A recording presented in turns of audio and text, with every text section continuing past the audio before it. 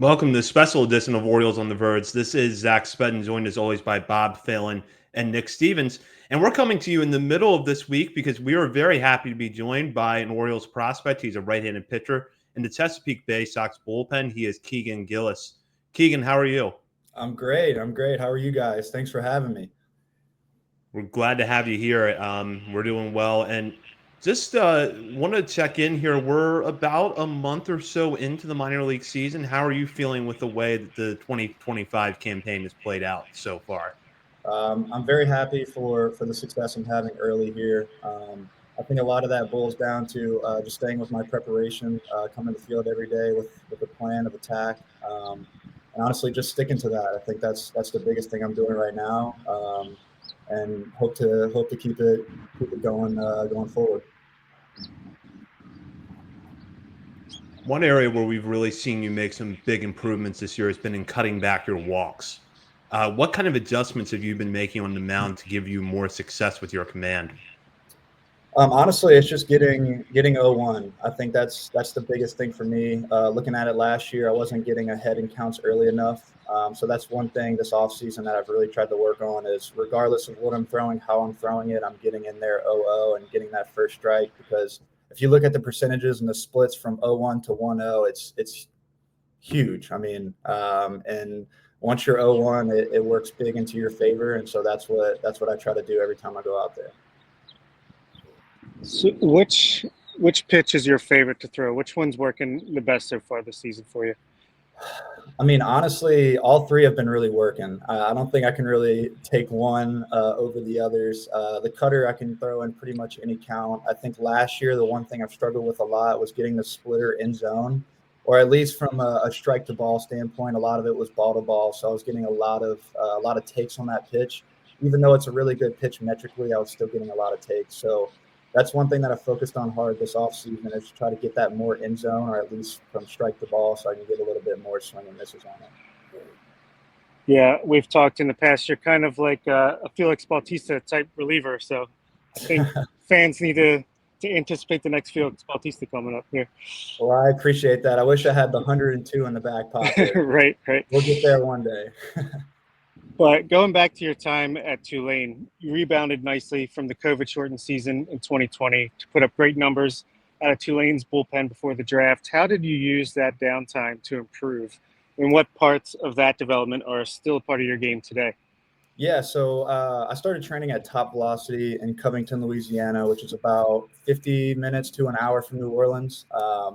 And so once I started there, we really deep dove into the science behind mechanics, biomechanics, what it takes to, be the best athlete on the field. So that was something that we really honed in on and really tried to kind of perfect there. And honestly, I'm still a good ways away from that, but that's something that I've stuck to for 6 years now. It's something that got me out of my junior year when I had kind of a rough patch going into my senior year into COVID. Just working with Brent over there and really honing in on, like I said, being the most athletic on the field, and that really translates to the mound. So that's something that, I still stick to today. And, every year is different. We're coming in with new stuff, new advances in science. So a lot of that plays a part. And so we're just trying to stay up to speed with that and kind of be out in front of the competition with that. Cool. That's really been an interesting part of your development is that you did not start off at Tulane as a premium velocity type of pitcher, but you evolved into that over the years. What kind of work did you put in at the facility to get your fastball velocity to the point where it is now, and you've been able to sustain it now for several years? Oh man, I really had to reinvigorate myself in a lot of ways. I was an 88 to 91 command guy that just had really good pitchability. So once that velo came, it definitely helped me take off a lot more because I had that pitchability in my back pocket. But a lot of that comes from the weight room. The three main components to have higher velo is speed, strength, and then mobility. And also, all those three are something that I was not excelling at in college at all. So that's something that we really honed in on. A lot of that comes from Olympic lifting. A lot of that comes from a lot of drill work.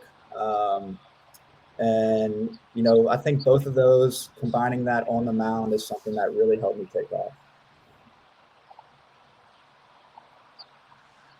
One of the things that we've kind of seen the Orioles evolve in their player development is a very data-driven organization. So the coaches play to explain what they're seeing in that data to help you improve. What are the lines of communication like from top to bottom in the farm system, and how does that translate into the work that you do, not just on the mound, but between appearances to get better?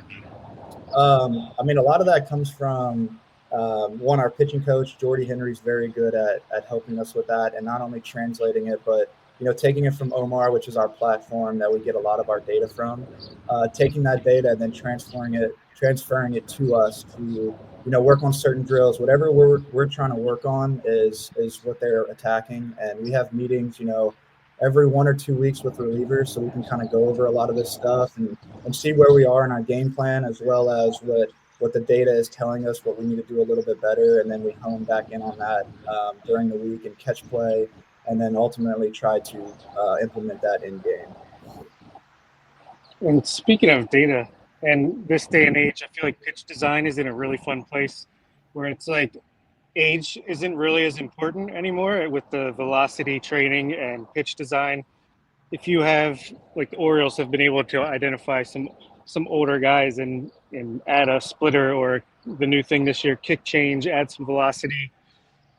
What are your thoughts on that at this point in time in player development? Player development is, it's insane. In the next 2 years, I think, next 2 to 5 years, you're going to see pitching be just almost unhittable at this point. With the data, they have so much at their disposal to make the perfect pitcher, and the data is only backing that. And from that standpoint, and like I said, in about 5 years, you're going to have guys throwing 100 it's all physics at this point. Throwing a ball is physics, and how you spin the ball, and how you can cut spin on the ball with the kick change, like you're saying, and the splitter, which has been a really successful pitch in baseball. You're going to see that get maximized on a whole nother level, and it's going to be fun to watch these next 5 years on how people are developing these pitches and how they're using it in their repertoire.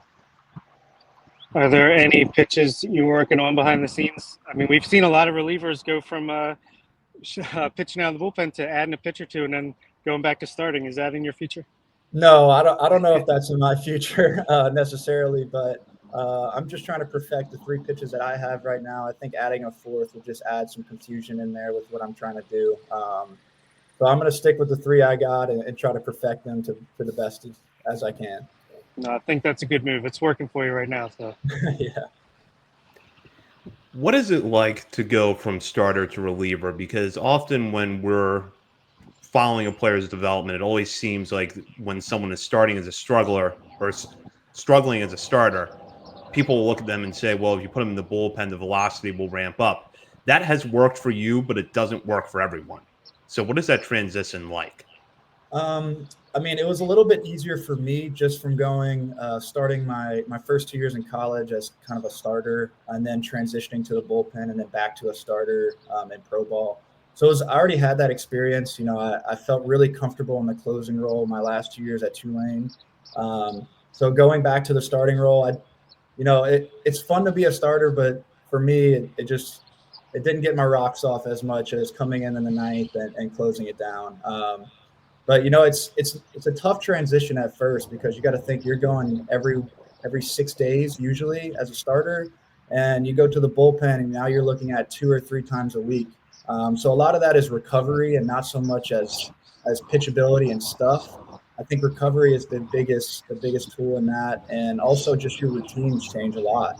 You're in the 5th inning, and the game's kind of going sideways, and they call you immediately without, getting a dynamic warm up in or any of that stuff. And now you're going out there cold, and then you start to, not pitch as well as you you can. So a lot of that just comes down to routines and how you base your routines off in game and pre-game. So I think that's the biggest difference from starting to going to the relieving role. that's a big part of relief pitching that a lot of fans might not understand, is how often are you still sore when you got to come into the game? Like, pitchers pitch back-to-back games, 2 out of 3 games. Are you like, you got to get warmed up to fight through that? What is that process like? Yeah, I think that boils down to what I was saying in routines and recovery. Sometimes, guys are 2-day soreness. So the day after they throw, they feel better than the day that they did throw. So it just depends who you are, but also it depends on what you're doing post game, what you're doing pre-game. All that stuff plays a factor into your performance that day, especially from a recovery standpoint. Getting your cuffs in post game, getting that strength back in them, and then coming the next day and then getting a good dynamic, getting some sprints in just to get the blood flowing through your system, so that if you are called that day after, you're ready to go and you're not sitting there cold and tight and sore. Well, I missed the first 8 minutes of that because Zach hit the intro there, and my computer decided it didn't want to work. We hit all those main questions in the spreadsheet. If you got anything off book there. Yeah, I had a couple of questions. One, I know a lot of pitchers on this Baysox staff, yourself included, let's say have become well accustomed to Bowie, Maryland. A lot of experience, Chesapeake, former collegiate. Yeah. Chesapeake in Bowie. But you guys, a lot of former collegiate arms, a lot of you guys, you're on your 3rd stint now with the Bay Sox. How, as far as the mental side of the game is concerned, how do you keep yourself focused on the ultimate goal? Because I feel like, you had the ups and downs through a really long college career, COVID interruptions, injured early on in your career. Now your 3rd stint at the AA level. How have you been able to stay grounded through this entire journey? I mean, ultimately, I think you kind of gotta keep your eyes on the prize. I mean, ultimately, we all want to make the big leagues, and being in AA, you're really not that far. I mean, you're a step away, you're a team away, you're an opportunity away, really. So staying grounded in that, staying grounded in your routines, going to the field every day, and just I don't care what happens, I'm going to stick to what I'm doing.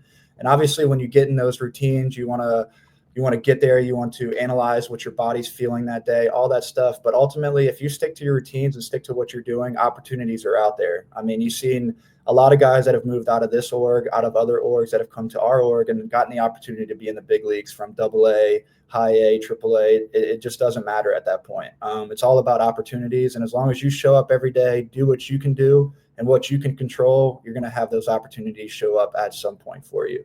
So I think that's something that I've come into this year is regardless of whatever happens, I'm going to stick to what I know and what I can control and then go from there. And honestly, a lot of times those opportunities will come out for you and you just got to take advantage of them.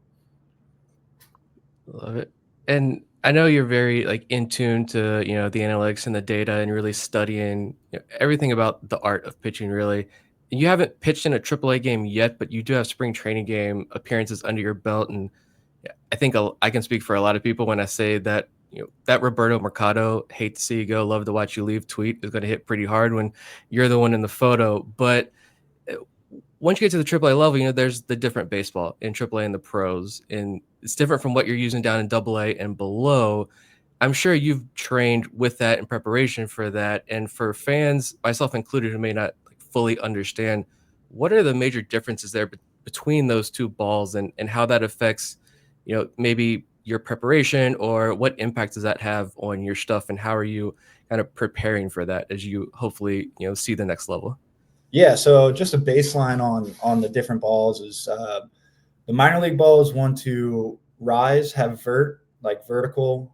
So up and down, and then big league balls want to go side to side. So that's what they're trying to do. So for a vertical guy like me, a vertical fastball guy, when I get the big league ball in my hand, my vert goes down just a little bit. And sometimes that's hand positioning. That's the way the ball is made. They're wounded up a little bit tighter. They're hand wound, minor league balls are machine wound. So a lot of that plays a factor. Big league balls are a little bit more egg shaped to me. So when I throw my splitter, I have to change up the grip just a little bit to account for that. So the balls are definitely a big factor jumping up to AAA. Now, sometimes guys don't get affected at all. Their stuff stays the same, and that's just from an enormous amount of reasons. But for me, that's just a training thing. It's I think when I first picked up the big league ball a couple years ago, training with it, my stuff just went straight down. Vert went down, everything went down, and I was just sitting there in awe of like, wow, this isn't good. Like, this isn't good at all. But honestly, after about a month of using it, everything kind of just comes back, and that's just due to your training, just getting more comfortable with the ball, and then ultimately, hopefully throwing it in game, which allows it to put a little bit more oomph into it, and then your stuff kind of comes back. So, nice. I also wanted to ask too about some of your teammates down there in Chesapeake. We talk a lot about the immense catching depth in the organization. And obviously this team, you got Adley in the big leagues, you got Basayo working his way up, but the catching depth is truly impressive. What impact have the three guys that you get to work with down there in Chesapeake, Creed, Silas, Retzbach, what impact have those guys had on the pitching staff and yourself specifically? Tremendously. I can't give enough credit to those guys. They're stealing strikes for us. They're calling really good games and really taking a lot of our thinking out of it. I think when you can go into the game and you can trust what your catcher's putting down, because not only have I put in the work, but they've put in the work on scouting these guys and understanding what they're good at and what they aren't good at, and what my strengths are and how I can, pitch to their weaknesses is something that's big. And all three of those guys have come in, Silas came in the year after me, and so has Retzbach, and Creed came in my draft. And you can see the evolution of, a young 19-year-old Creed to now. And then you can see Silas and Retz, who have college experience, come out with that experience and then just elevate it to another level. It's really awesome to go out there and really trust what your catcher is putting down and take a lot of the thinking out of it. And it really helps us as bullpen guys too, because they're seeing it for 4 and 5, 6 innings before we come in. So they know what those strengths and weaknesses are. So when we come in, it makes our lives a lot easier. So how are the general vibes with the team right now? I know the Bay Sox have had some tough luck early on with injuries, but still a lot of talent there, and you all are playing pretty competitive baseball most nights. The vibes are great. I mean, we got a really, really good clubhouse full of really good guys, a lot of unselfish guys, a lot of guys that, are here for each other regardless of their own intentions. Obviously, you're kind of playing by yourself, but also like it's still a team game at the end of the day. You still need those 9 guys on the field to come out and play their best in order to win. So, regardless of wins and losses, we've been playing really well. We've been playing really tough, close games. Injuries have kind of swept across us a little bit early here, but we're hoping to get a couple of those guys back here pretty soon. And still with that, we've had guys that have come up from, high A that have really stepped in and did really well for us, especially this week with all the injuries we've had. So, the vibes are still great. Berto really, keeps that to a T, likes to come in there regardless of win and loss and tell us what we did right. And then obviously the next day work on what we didn't do too well that night. But ultimately the vibes are great, and, it's a fun clubhouse. Yeah, Cohen Aiken really stepped up last week coming in on the weekend. Big Not time. much experience, yeah. Yeah, that was big, especially like we didn't know if we were going to play that night. We got delayed for 2 or 3 hours there. We played at 8:15, and then he came in and gave us 5 strong, which was big for us. What about just Braxton Bragg is a guy that I know a lot of fans have come to learn the name here this year, and he's been up in Bowie Chesapeake for a couple of weeks now. I have to ask, just because he's been shoving so much this year, and I don't even think shoving is the right word to accurately describe how well he's done, but what's impressed you about watching Bragg pitch? And can you give us any glimpse into kind of who he is off the mound a little bit? Because this is a guy a lot of Orioles fans are learning the name, but he was in Delmarva last year, so kind of an unknown at the same time. I mean, honestly, I've known him for a week now. I haven't gotten to know him personally yet, but just off the top, he's a great guy. He's a hard worker, a great competitor. He gets on the mound, throws strikes. I mean, that's really all you can ask from the guy. The guy's got incredible stuff as a starter. I mean, he's going deep into games. He's demolishing every hitter I've seen. I mean, it's really fun to watch from the bullpen, and it helps us as relievers when he's going 5 strong every time, and then gives us a little break there in the midweeks. It's definitely awesome. But great guy, overall great player, and I can't wait to see what he does the rest of this year. With that, now we'll go into our last question of the show, brought to you by Checker Spot Brewing, located at 1421 Ridley Street in Baltimore. Checker Spot is near Oriole Park at Camden Yards, making it the perfect place for a pre or post game drink. And with the Orioles out of town all this week, go check them out to watch one of the games. And now for our last call question, we're going to go to one that we always like to ask pitchers when we have them on the show. And Nick, I will let you take it away. Yeah. Who was the one teammate, current or former, as you've worked your way up through the organization? Who's the one teammate that, if you had to step in the box, who's the last guy you want to see up there on the mound facing? Oh man,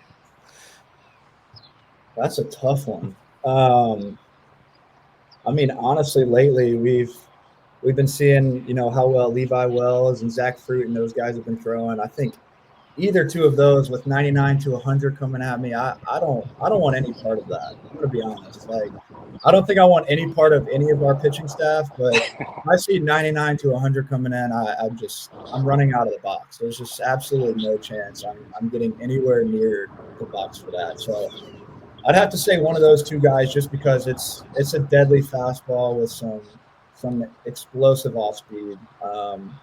So yeah, I'd probably have to say one of those two guys, just off of that. You're not Aaron Judge up there with the height? No, I'd rather not be. I'd rather be the one throwing to Aaron Judge. How about which hitter from the past couple of years that you've been a teammate with would be the toughest out to get, the last out in the bottom of the ninth for the save?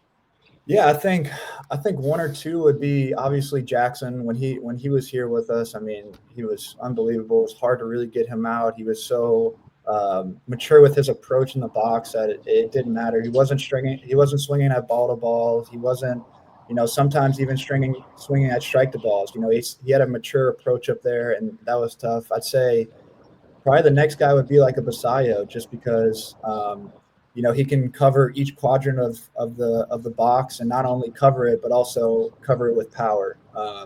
So that's also a big bat that's up there that doesn't really have many holes in his swing, and something that would be fun to face him, but also not fun at the same time. So I'm guessing a lot of splitters trying to get him to hit it on the ground. I'm trying to go up and in on him, whatever it takes to get him off the box just a little bit. Yeah. Make him uncomfortable and try to get him with the splitter. Absolutely. Well, Keagan, thank you so much for joining us. We'll certainly be rooting for you the rest of the way here. I appreciate it. Thank you guys for having me on. You're welcome. And that does it for this episode of Orioles on the Verge. We will be back next week. In the meantime, you can check us out on many social media channels, including Facebook, Instagram, Threads, X, TikTok, YouTube, and Twitch. We're also over at Substack, oriolesontheverge.substack.com. And while you're browsing around the internet, be sure to head over to Patreon and sign up to become a member of our community today at the $3, $5, and $10 levels for bonus coverage throughout the season. For Bob Phelan and Nick Stevens, this is Zach Sped. You've been listening to Orioles on the Verge, part of the Believe Podcast Network.